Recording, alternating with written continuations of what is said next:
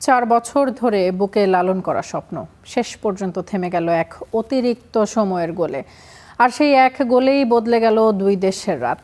Buenos আইরেসে নেমে Lionel মেসির আর্জেন্টিনার জন্য নেমে এলো নীরবতা আর কান্না। আর মাদ্রিদে লামিন ইয়ামালদের সাফল্যে হয়েছে লাল হলুদ উৎসব।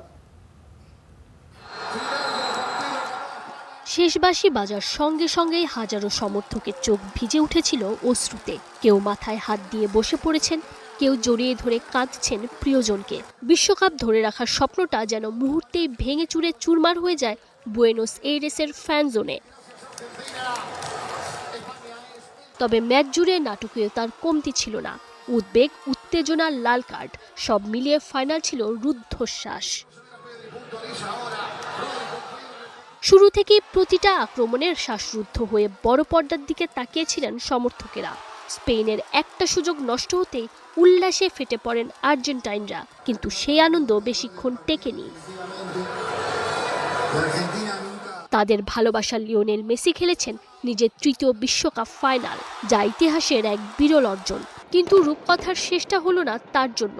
যদিও ম্যাচ হেরে কেউ কেউ উদযাপনও করেছেন। স্পেন শিরোপার দাবিদার, তবে এই ভক্তদের কাছে আর্জেন্টিনার অর্জনও কম না।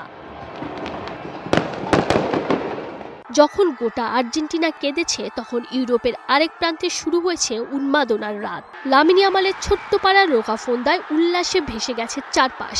তাদের আদরের লামিন যে স্পেনে বিশ্বকাপ এনে দিয়েছেন। আবার মাদ্রিদের প্লাজা কোলোনে হাজারো মানুষ শেষ কয়েক সেকেন্ডে একসঙ্গে অপেক্ষা করেছেন ইতিহাসের। শেষ বাঁশি বাজতেই আকাশ লাল হয়ে ওঠে ফ্লেয়ারের আলোয়।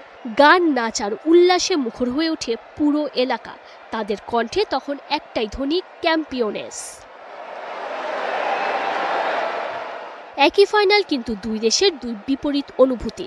এক পাশে অশ্রু, অন্য পাশে উৎসব। এটাই ফুটবল, যেখানে 120 মিনিটে লেখা হয়েছে আনন্দ আর বেদনার নতুন ইতিহাস। Tanzim Oishi, star news.